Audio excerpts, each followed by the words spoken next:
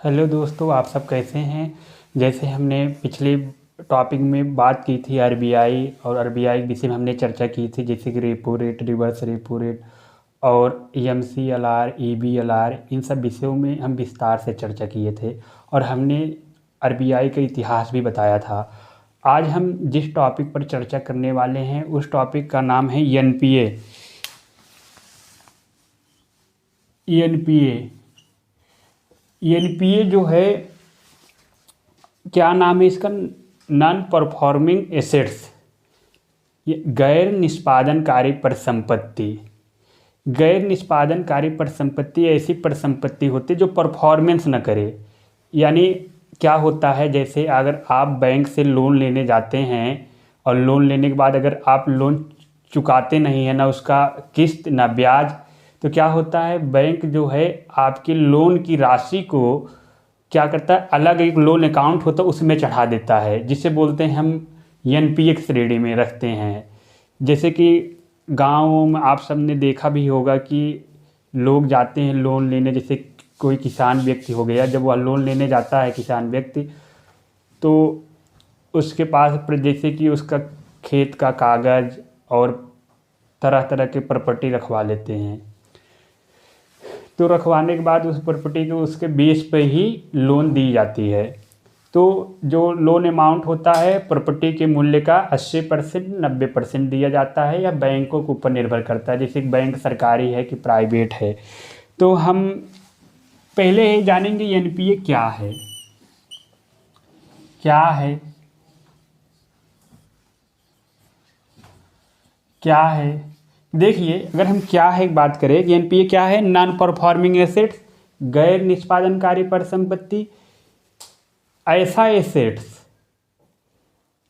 क्या नाम है, जो 90 दिन तक ले चुकाया ना गया हो। यानी 90 दिनों के बाद भी 90 दिन तक ले, यानी कि उसका न ब्याज भुगतान किया गया हो ना उसका मूलधन दिया गया हो, वो एनपीए में आ जाता है। जैसे कि मतलब आपने पैसा ले लिया, पैसा लेने के बाद आपने 90 दिन तक आप बैंक में नहीं गए, ना ब्याज उसका दिए ना उसका जो पे मूलधन राशि थी वो भी नहीं लौटाए, यानी कि दिया जाता ना ईएमआई किस्त के होता है चीज़ें।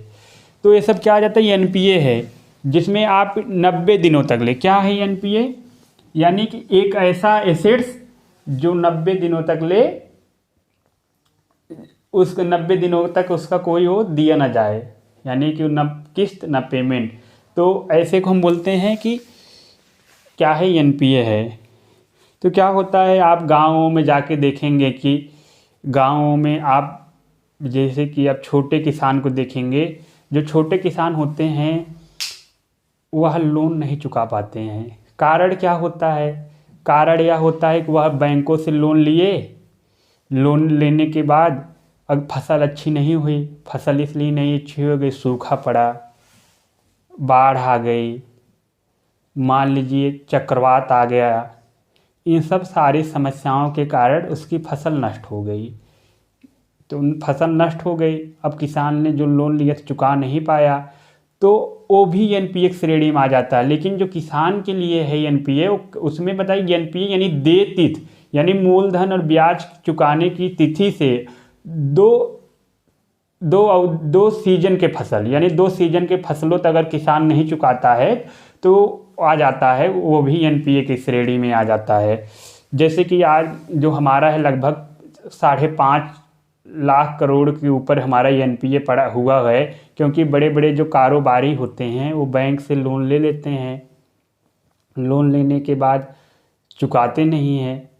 चुकाते बहुत सारे कारण हैं चुकाने के, जैसे क्या होता है, कई जैसे कोई निवेशक है लोन लिया बैंक से, तो इन्वेस्टमेंट किया कंपनी में, उसको मनचाहा फल नहीं मिला, उसकी कंपनी लॉस में चली गई, तो बेचारा कहाँ से पैसा चुका पाए। और इसके अलावा जैसे कि कोई व्यक्ति है लोन लिया और कंपनी में, और कंपनी उसकी दिवालिया हो गई, कंपनी परफॉर्मेंस ही नहीं कर पाए, तो वह भी एनपीए की ही श्रेणी में आ जाता है। जैसे कि आप सब देखे भी होंगे, यानी कि अधिकतर जैसे कि विजय माल्या हो गए, और उसके बाद रोटोमैक कंपनी के विक्रम कोठारी हो गए, ये सब जो है बहुत बड़ा योगदान दिए एनपीए। जैसे कि विजय माल्या है, लगभग कितने करोड़ों रुपए ले भाग गए। नीरव मोदी हो गए, लाखों करोड़ों रुपए को भी गबन किए, वो भी एनपीए की श्रेणी में। आप बताइए अगर बैंक अगर लोन दे देंगे, अगर बैंक को अगर पेमेंट नहीं आएगा तो बैंक कैसे लोन अगले व्यक्ति को देंगे। तो इससे बैंक की साख भी प्रभावित होती है, साख सृजन क्षमता भी प्रभावित होती है। तो बैंकों को बड़ी समस्या होती थी। जैसे कि हमारा जब जब जैसे 2024 में लोकसभा चुनाव आ रहा है, तो लोकसभा चुनाव में राजनीतिक एजेंडा रहता है अपने, जो जैसे कांग्रेस बीजेपी अपने मैनिफेस्टो जारी करेगी, मैनिफेस्टो में लिख देंगे कि भैया देखो, अगर आप हमें जिताते हैं, वोट देते हैं, तो जान लीजिए इस राज्य के जो किसान हैं, जो लोन लिए हैं, उनकी कर्ज माफ़ी, जो कर्ज माफ़ी होती वही एनपीए है। अब बताइए आपने कर्ज माफ़ कर दिया, तो उसके बाद बैंकों के पास भाई पैसा ही नहीं मिला। आप कर्ज बैंकों को सरकार तब पैसा बैंकों का कैपिटलाइजेशन करेगी, पुनर्पूंजीकरण, रिकैपिटलाइजेशन। तो ये चीज़ें होती है, लेकिन संसाधन सीमित है। अगर संसाधन का उपयोग बुद्धिमत्ता से नहीं किया जाए तो नुकसानदेह भी हो जाता है। चीज़ें जो होती है कि यानी 90 दिन से अधिक जिसका क्या ना मिले, जिसका इंटरेस्ट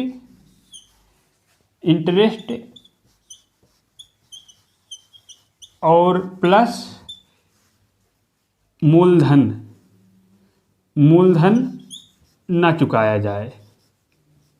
यानी 3 महीना हो गया, 3 महीने के बाद भी अब व्यक्ति नहीं, अगर 3 महीने तक बैंक इंतजार करेगा, अगर 3 महीने तक आप 3 महीने से पहले अगर नहीं, 3 महीने अगर लेट हो जाता तब बैंक आपका नाम एनपीएम डाल देगा कि फला व्यक्ति हैं, ये हमसे पैसा ले गए हैं, पैसा चुकाए नहीं हैं, तो लोन अकाउंट में अपने एनपीए के श्रेणी में डाल देगा।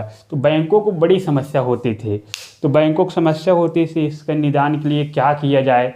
तो बैंकों के पास एक विकल्प आया। जो विकल्प यह आया कि बैंक ने क्या किया, इसके लिए एनपीए को 3 श्रेणी में डाल दिया। बोला कि एनपीए यानी कि एनपीए के प्रकार, यानी प्रकार में क्या हुआ, बोला कि बैंक जो बोला प्रकार में, जैसे कि पहला क्या हो गया, सब स्टैंडर्ड एसेट्स क्या हो गया, सब स्टैंडर्ड एसेट्स। सब स्टैंडर्ड एसेट्स क्या है, सब स्टैंडर्ड एसेट्स ऐसा एसेट्स होता है, यानी कि ऐसी परिसंपत्ति होती है जिसको 1 साल या 1 साल से कम अवधि के लिए जिसका पेमेंट ना किया गया हो। यानी कि ना उसके मूलधन का ईएमआई भी नहीं दिया गया, ना चुकाया गया, ना उसका ब्याज चुकाया गया, ना उसका एक, यानी कोई भी नहीं चुकाया, क्योंकि यानी पैसा ले लिए 1 साल या 1 साल से कम की अवधि को हम सब स्टैंडर्ड एसेट की श्रेणी में रखते हैं। जैसे कि अगर हमारा सब स्टैंडर्ड एसेट में देखेंगे तो लगभग 1.5-2 लाख करोड़ के आसपास सब स्टैंडर्ड एसेट में एनपीए है। तो इसमें क्या होता है, बैंक सब स्टैंडर्ड एसेट में जो बैंक होते हैं, भाई पैसा कैसे सूले, तो बैंकों के ऊपर बड़ी समस्या उत्पन्न हो जाती है। तो उसमें एक कंसेप्ट चलता है बैंकों के पास, आरबीआई ने नई गाइडलाइन जारी की उसके अनुसार कि प्रोविजनिंग की राशि, यानी प्रोविजनिंग की राशि एक ऐसी राशि होती है, बैंक के शुद्ध मुनाफे का कुछ भाग अपने पास रखना पड़ेगा यदि वह लोन दिया है। जैसे मान लीजिए कोई व्यक्ति ने लोन लिया, तो लोन लिया 1 साल से कम की अवधि के लिए, 1 साल हो गया है, 1 साल या 1 साल से कम, उसका लोन नहीं चुकाया, यानी कि पैसा नहीं दिया, तो इसका क्या होगा, तो बैंक क्या करेगा, 15%, यानी कि वर्तमान में भी 15% चल रहा है, तो 15% अपने पास रख लेगा पूरे, यानी 15% अपने पास रख लेगा, यानी 15% उस शर्त में रखेगा जब बैंक से लोन लेते समय आपने प्रतिभूतियाँ या शेयर बॉन्ड बैंक के पास जमा किए हैं, तब 15% प्रोविजनिंग की राशि बैंक अपने पास रख लेगा। अगर आप लोन लेते वक्त सिर्फ सिबिल स्कोर के आधार पर लिए हैं और कोई प्रॉपर्टी और नहीं रखे हैं, तब बैंक अपने पास कोई लोन की तब 25% की राशि देगा, यानी 15 + 10% और बढ़ जाएगा, 25% की प्रोविजनिंग राशि होगी। यानी कि अगर बैंक आपको 100 रुपये लोन दिया है, तो तब आपको बैंक को 25 रुपये की राशि निकाल के रखना पड़ेगा, क्योंकि बैंक को भाई इसकी भरपाई भी करनी पड़ेगी बैंकों को ही, क्योंकि बैंकों की जिम्मेदारी है, क्योंकि बैंक को अपना बैलेंस शीट मेंटेन करना रहता है।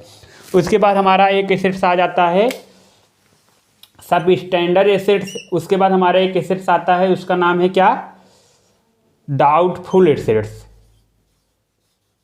डाउटफुल एसेट्स, डाउटफुल एसेट्स यानी कि डाउटफुल में संदेह पर संपत्ति, संदेहकारी यानी कि संदेह एसेट। मानिक संदेहकारी एसेट्स क्या हो गया, 1 साल से अधिक, 1 साल या 1 साल से अधिक तक यदि कोई व्यक्ति न ब्याज चुकाता है न मूलधन की राशि लौटाता है, उसे डाउटफुल एसेट्स की श्रेणी में रखा जाता है। जैसे मान लीजिए कोई व्यक्ति ले लिया लोन और 1 साल तक ले बैंक का मुंह ही नहीं देखा, लोन लेके अपने पास रख लिया है, चाहे गांव में हो, चाहे शहर में हो, चाहे पहाड़ी क्षेत्र में हो, चाहे कोई मैदानी क्षेत्र में हो, चाहे जिस भी क्षेत्र में, लोन ले लिया और बैंक का मुंह ही नहीं देखा, 14 महीना 15 महीना हो गया, तो फलाने का नाम कहाँ रख देंगे, डाउटफुल एसेट्स में। यानी फलाने इतना लोन ले गए हैं, नहीं चुके, डाउटफुल है, संदेह है, बैंक को संदेह है ये चुकाएगा कि नहीं चुकाएगा, तो इसको डाउटफुल एसेट्स में रखा जाता है। डाउटफुल है संदेहकारी एसेट्स। तो डाउटफुल एसेट्स लगभग हमारा ये सबसे ज़्यादा है, लगभग हमारा 2.5 लाख करोड़ रुपए डाउटफुल एसेट्स है। यानी कि संदेह है, जैसे कि क्या होता है, कई लोग जैसे कि अभी विक्रम कोठारी हैं जो रोटोमैक के हैं संस्थापक, रोटोमैक जो पेन है, अब बताइए 2800 करोड़ रुपए लिए हैं बैंकों से, एनपीए है, विक्रम कोठारी लौटा ही नहीं पा रहे हैं। जब विक्रम कोठारी से बैंक मांगने जाता है, रोने लगते हैं, बोलते हैं माए बाप घाटे में जा रहे हैं, हमारे पेन से कोई लिख ही नहीं रहा है।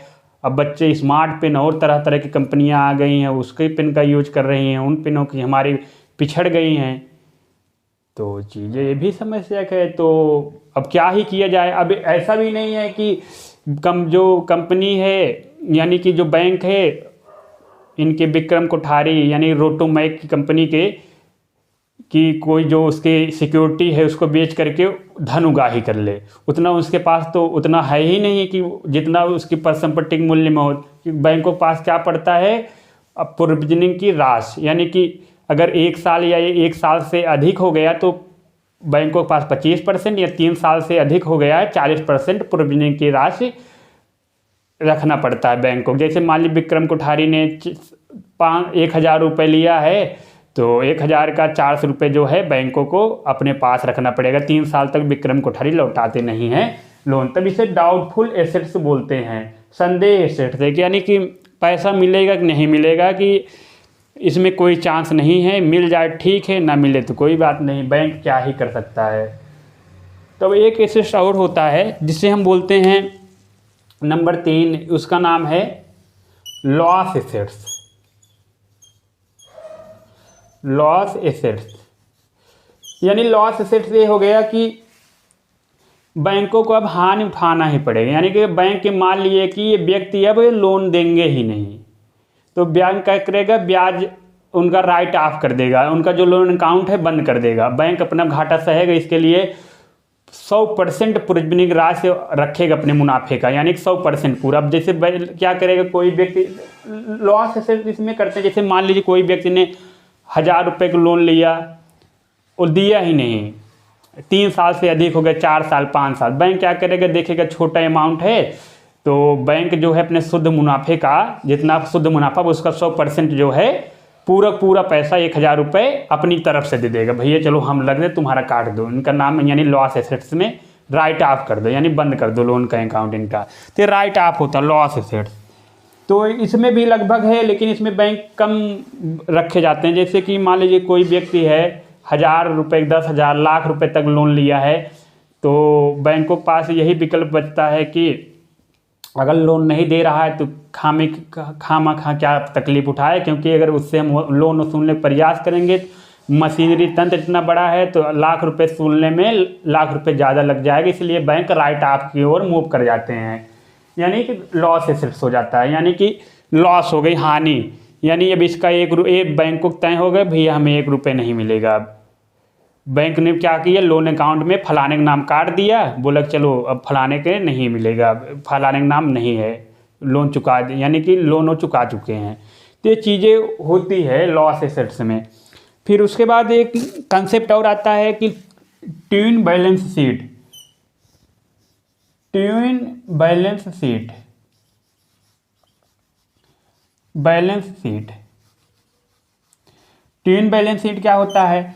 दोहरा तुलन पत्र। दोहरा तुलन पत्र एक समस्या है अपने यहाँ इंडिया में। समस्या कैसे है? मान लीजिए बैंक से कोई व्यक्ति लोन लेने आया, मान लीजिए विक्रम कोठारी आए लोन लेने, विक्रम कोठारी को लोन मिल गया, विक्रम कोठारी लोन लेने के बाद फिर दिखे नहीं वहाँ, मान लीजिए SBI से लोन ले लिया, SBI को दिखे नहीं, ना उसका मूलधन चुका रहे हैं ना उसका क्या ब्याज चुका रहे हैं, तो बैंक क्या करेगा? विक्रम कोठारी के नाम NPM डाल देगा, यानी कि सब स्टैंडर्ड या स्टैंडर्ड में डाल देगा। चलो अब फिर उसके बाद भैया विक्रम कोठारी, इससे क्या होगा? बैंक को भाई साख प्रभावित होगी, क्योंकि बैंक ने 1 लाख रुपए अगर दिया है विक्रम कोठारी को, अब जो है विक्रम कोठारी अगर उसका मूलधन और ब्याज नहीं चुका रहे हैं तो बैंक पास भैया पैसा रहेगा नहीं, क्योंकि बैंक क्या करता है? आपसे पैसे मूलधन ब्याज कमाता है, दूसरे व्यक्ति को देता है, ये होती है साख क्षमता।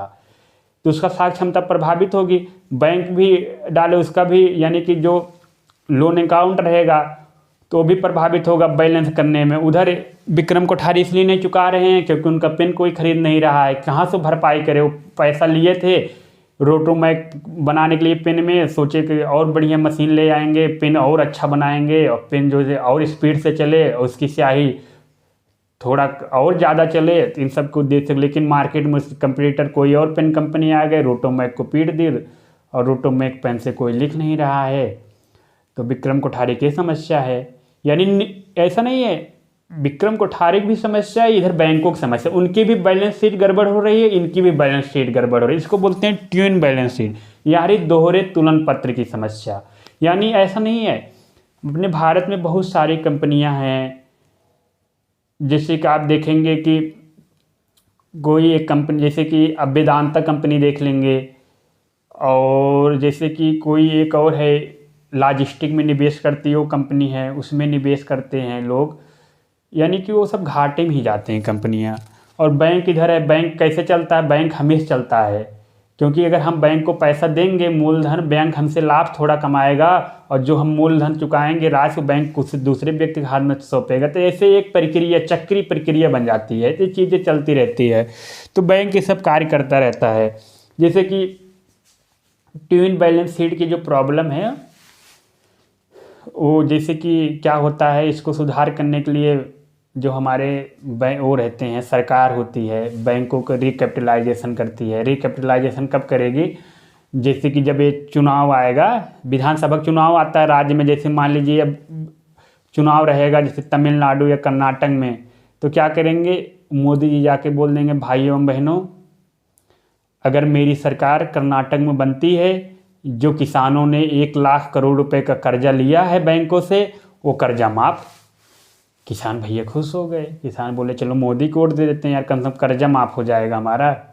यही सब कर्जा होते हुए कहते नहीं किसानों को कर्ज माफ़ी करो। किसान देखिए कर्ज इसलिए नहीं चुका पाते क्योंकि किसान के पास समस्या हो जाती है। किसान के पास समस्या होती है क्योंकि किसान की फसल अच्छी नहीं हुई। अगर फसल हुई अच्छी तो ज़्यादा उसका मांग नहीं मिला, यानी कि सप्लाई डिमांड कम हो गई है, उसको बहुत कम दाम मिला अपने फसल के, ये भी कारण हो सकता है। और एक कारण ये हो सकता है उसके यहाँ एक कोई सीमांत कृषि है, सीमांत कृषक है, उसके यहाँ किसी व्यक्ति की मृत्यु हो जाती है, तो जो फसल बेच के पैसा पाया था वह श्राद्ध हो तेरहवीं में कर दिया, पैसा लगा दिया। तो ये सब कार्य तरह तरह के किसानों के पास समस्याएं होती, इसलिए बैंकों को अमूमन जो किसान चुका नहीं पाते, छोटे किसान।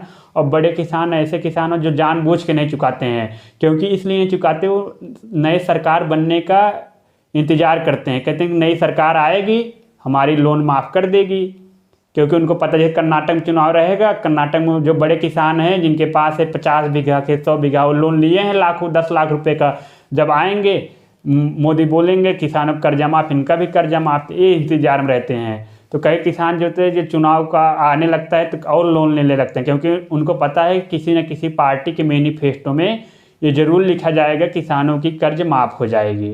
ये सब चीज़ें होता है। फिर ये सब हमने बताया कि एनपीए क्या है। एनपीए क्या है? एनपीए आपको हमने बताया कि एक ऐसी परिसंपत्ति है जिसका मूलधन और ब्याज 90 दिनों तक या अधिक तक चुकाया नहीं गया, यानी 90 दिन हो गया उससे चुकाया नहीं गया तो एनपीए में डाल देता है। अगर 90 दिन तक कोई भी व्यक्ति उसका नहीं चुकाता है, यानी बैंक भाई मौका देता है कि आप 90 दिन तक ले लीजिए, चुकाइए, नहीं चुका पाते बैंक हटाक से एनपीए में कर देगा कि ये फला फला व्यक्ति एनपीए है, तो एनपीए ने 90 दिनों तक आप नहीं चुकाते हैं तो एनपीए में आ जाएगा।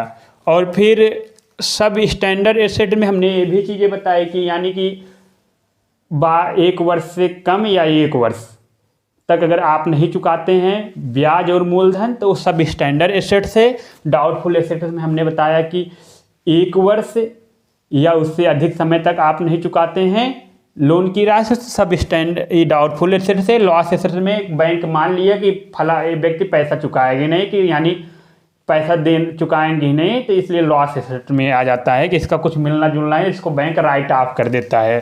यानी क्या करता है? राइट ऑफ कर देता है। ये चीज़ें होती है। ठीक है, फिर इसके विषय में हमने चर्चा कर लिए। कल अब थोड़ा सा और बचा है, चर्चा कर लेंगे, जैसे कि बैंक के पास क्या मैकेनिज्म है कि बैंक अब कैसे कैसे वसूलेगा। जैसे कि बैंकों के पास भी होना चाहिए ना, बैंक क्या क्या कैसे कैसे इंडस्ट्री से उद्योगपति से एनपीए की राशि वसूलता है, उसका तरीका क्या, इसके विषय में विस्तार चर्चा करेंगे। ठीक है, इसके आगे कल चर्चा करेंगे। धन्यवाद।